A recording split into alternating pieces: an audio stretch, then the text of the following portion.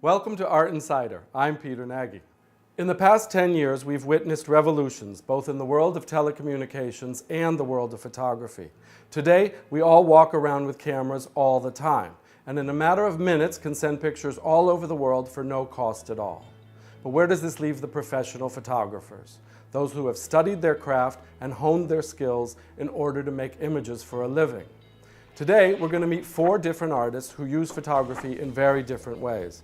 But many of them also acknowledge the changes that photography has gone through and how the very essence of the photograph itself has changed. Our first guest today is Vivan Sundaram, a senior artist who has explored many different artistic mediums and employed the photograph in many different ways for a multiplicity of meanings.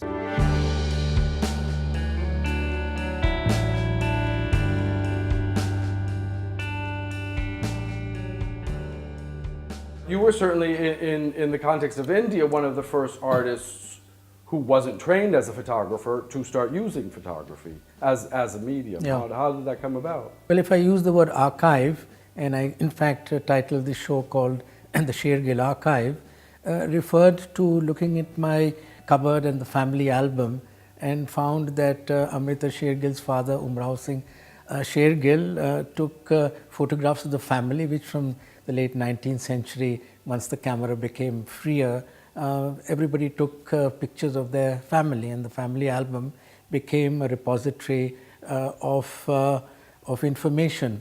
But Umrao Singh's photographs had a certain presence, a certain form, if I might use that word.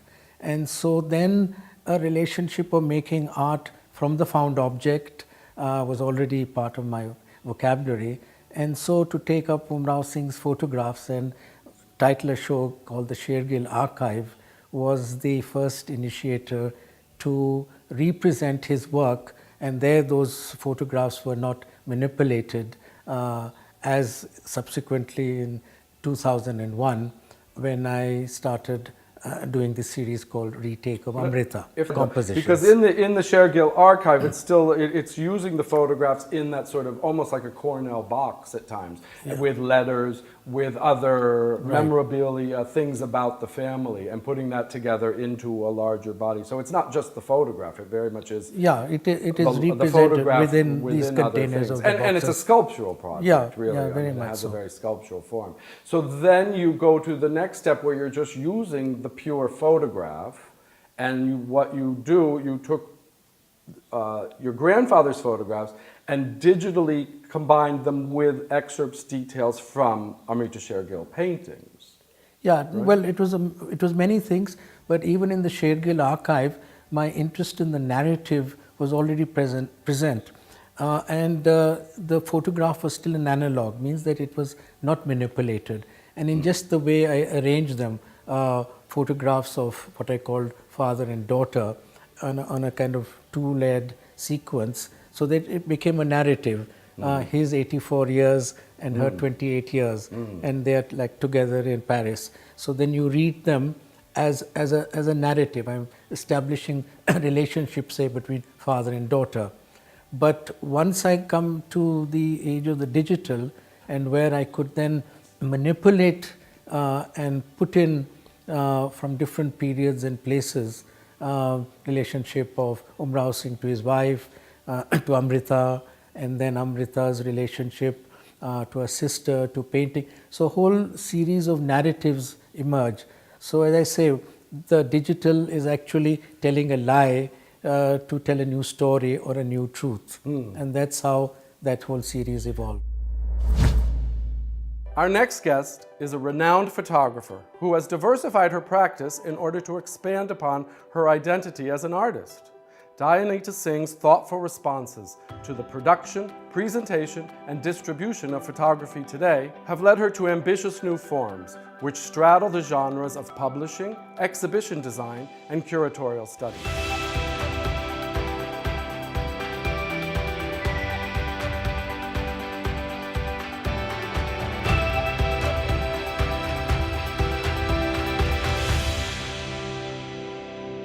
Why did you go from the single picture, the single image hanging on the gallery wall into this larger, more complicated system? You know, I came to photography through the book. right when I made the Zakir book, I made photos to make a book. I didn't have the idea of exhibition of photographs, and it didn't exist in India, at least in the mid-80s, the idea that you would just exhibit photographs. I didn't know it. For me, you made photos to make a book. And then after a few years, I started to feel, Peter, that when people came to the gallery to look at a photo show, it was that kind of a, you know, like they would just do a twirl and they would get everything. But now, if you really, I missed how people came to a sculpture show, for example. When you had a sculpture show, people would move around the work, and they would bend, and they would do a dance around the work if they were engaging with it. And I thought, can photography take that on? Can there be a more interactive experience of photography? For the viewer, yes. For the viewer. And for me, it was really important to be able to change the work during the show. Not just take it off this nail and put it on that nail, but actually close things. It's noisy. I love that. You love that? I like that. I'd like to see them on like perfect little like high-tech casters, so they just go. No, no, no. You like the noisy part? And they've been made for my apartment. So I can move them myself. So now if I felt that actually I would like the men to move in another direction, I should be able to do it. How many pictures altogether here in this show? I think about 800-900. They're 800, still 900. growing. You're still bringing more in. I'm bringing more in. See, something that you would never, that the structure doesn't allow a gallery or a museum to do, no? You do a show, and that's the show. Well, because it's a bookkeeping nightmare. Exactly, exactly. So at the Hayward Gallery, to keep track of it all. When I said, okay, actually in the Museum of Furniture, I'm starting to see a museum of vitrines. And they said, you can't just add another museum.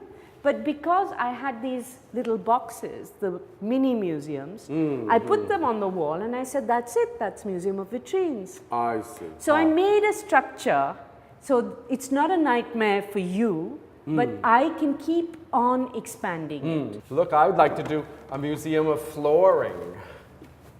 Exactly. So each person finds something else, no? There, because there's so many details. Yeah, because these could just be organized in terms of interesting flooring patterns, right? So why don't we do that? We can build right now a museum of flooring. So we have to take this one out.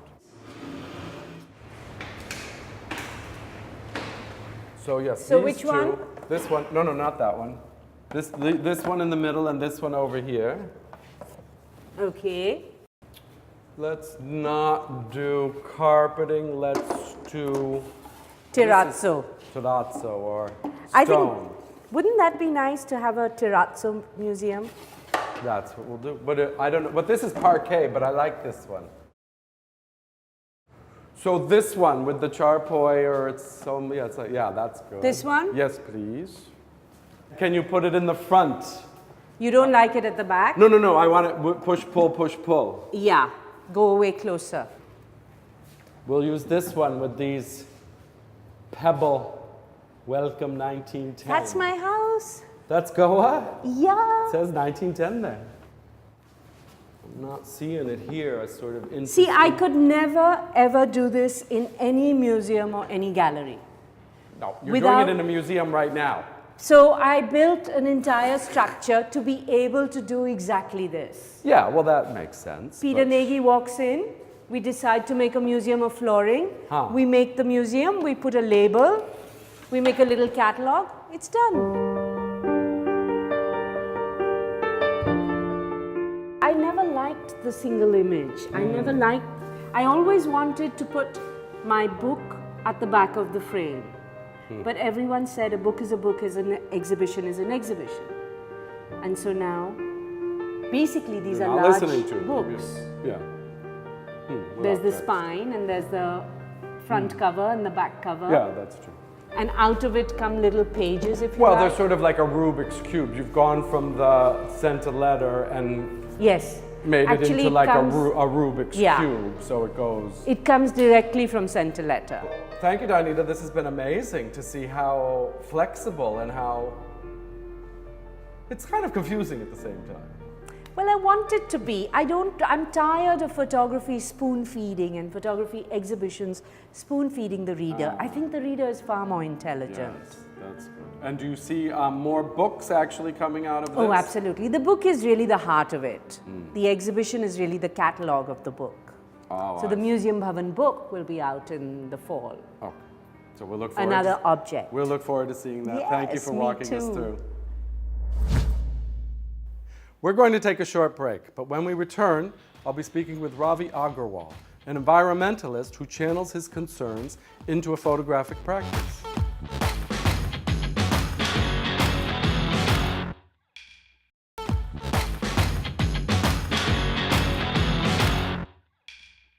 Welcome back to Art Insider.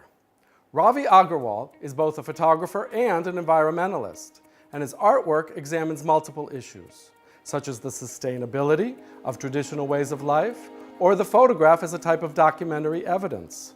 I met up with Ravi at his recent solo exhibition at the Gallery Espace in New Delhi.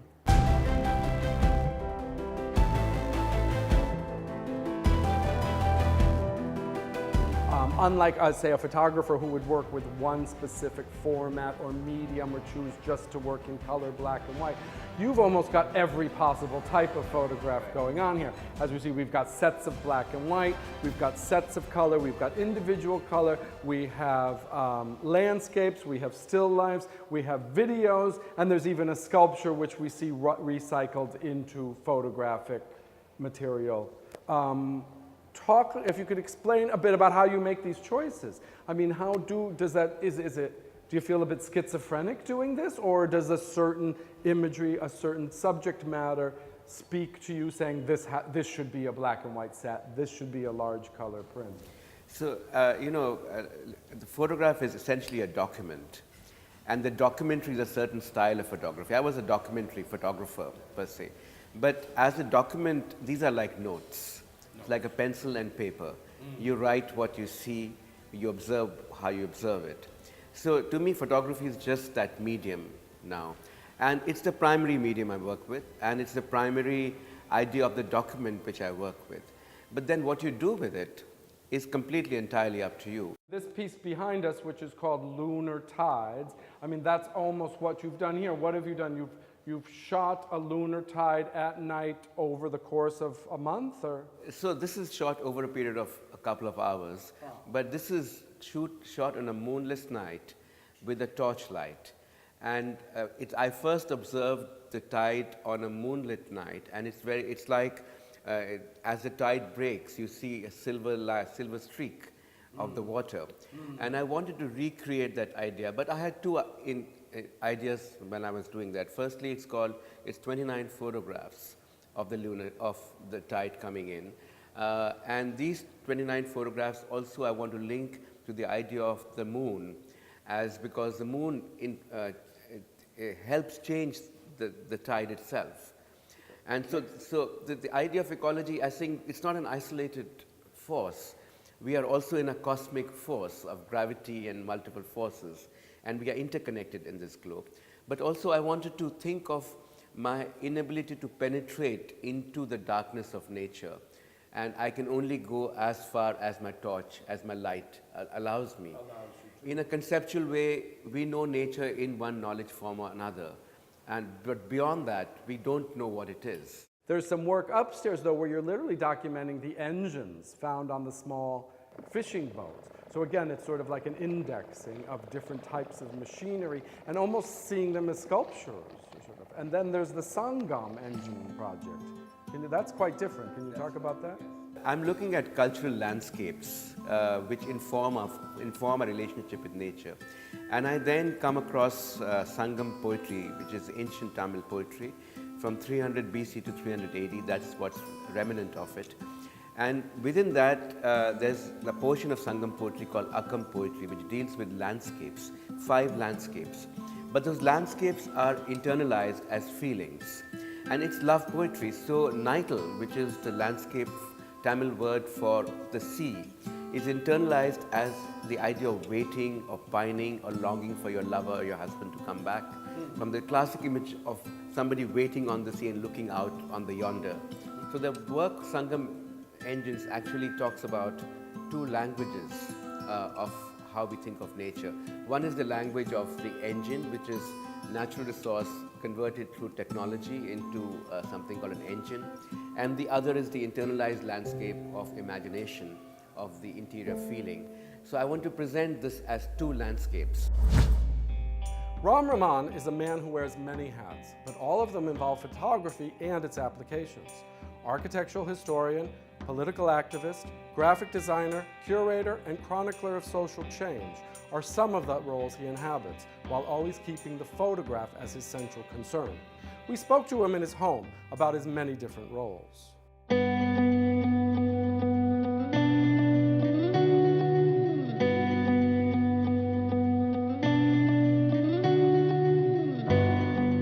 So there is an overlap of your subjects, of course, as your life, the different interests you have. I think when I first met you, some of your most interesting work was the social life of Delhi, the party pictures, because it was such a melting pot of people from the art world, the creative side of Delhi, but also the political side of Delhi and that real sort of drawing room shenanigans. Yeah, well, kind of the insider view. The insider view of many people who had a public persona. So the private side of the public. Yeah, the people private of Delhi. side, especially of the politicians. Which also then overlaps with your portraiture, which I think is one of your great strengths. I mean, really, your posed portraiture, I mean, you've done a lot of over the years. Formal portraiture. Yeah. And then also concentrating a lot on architectural photography and interiors photography also. Right. So these things. A lot of the debate around photography now is coming to this question of, because everyone now has a camera on their phone, and it's free, it doesn't cost money to take and distribute pictures anymore. How has that changed your practice and how you think about photography? Well, it hasn't really changed my own practice, because in a sense what people are doing now with their mobile phones is what I was doing all along, but with, fairly elaborate cameras, with large format film, had a formal quality which was carefully thought out. But a lot of it was also snapshot in a sense, caught on the fly. And in formal terms, I've shifted my practice. I've done formal portraiture, I've done off-the-cuff, quick snapshot shooting with flash. Street work, a lot of street work. And in a sense, looking back, as I became more conscious of what the work was becoming, in a sense, all of the work, in all its different aspects, really relates to modernism in India and the changing society, but really looking at it as a transformation of a society in its kind of modernist phase through the arts. Well, that's funny, because you also studied graphic design at MIT. So I would say a lot of it comes back to your sense of graphic design. I mean, combining images together with text often, or almost, I mean, as you know, some of my favorite work that you've done is the poster work for Sama, which goes back to Soviet socialist models of agitprop graphic design and things like that. But that seems to me a very postmodernist thing that you've done. It's really, that's very your own voice, not looking at your parents' milieu or their historical era. Oh yeah, but I think the impulse is coming out of their generation in a sense. I mean, I'm very conscious of the history of modernist aesthetic. So it's not, harking back. It's definitely being inspired by work which has been done in the past, but I'm really more inspired by how artists engaged with their social or political moment at the time, and also with the means at hand, which was either offset printing or letterpress, or now with the internet. So now, when you were saying with the mobile phones coming in, one of the things I'm doing is I'm exploring, exactly those kinds of formal processes, both with image and text, but now doing it through the internet. So it has shifted your practice and the how, practice, how you yeah. distribute and exhibit the pictures. Exactly. So you know, so it is interesting in that. But I'm very interested in the material, you know, process of reproduction, whether it's electronic or whether it was, you know, ink on paper, either letterpress, which I also did, which was very old style, or offset. Some of these pictures, these color pictures behind me, I'd like to talk about because, again, this is a sort of, it's a nice overlay of your different interests. I mean, certainly these are photographs of a cinema here in Delhi that your father designed. Right. And it was built in what year? This is 1961. It's the Sheela cinema, and it was the first 70 millimeter screen in India. And it looks like it got a little revamp, a little sprucing up before you shot these pictures. Oh, no, this is actually the, you know, the wonderful thing about this building is they've maintained it as it was, but they've kept the color, they've kept the murals. The murals were done by a young Canadian architect who's still alive in... So these are the original colors Yeah. that your father chose for the building. Yeah, Wow, and you see really? this, since this was a cinema theater, he was a government architect. Since this was a, you know, a site of entertainment, he could have more fun than in his government buildings. Okay. So he took off with the color here. That's it for our show today. As you see, the professional photographers and artists using photography today are miles away from the average Joe who just takes some pictures at a birthday party and then posts them on Instagram.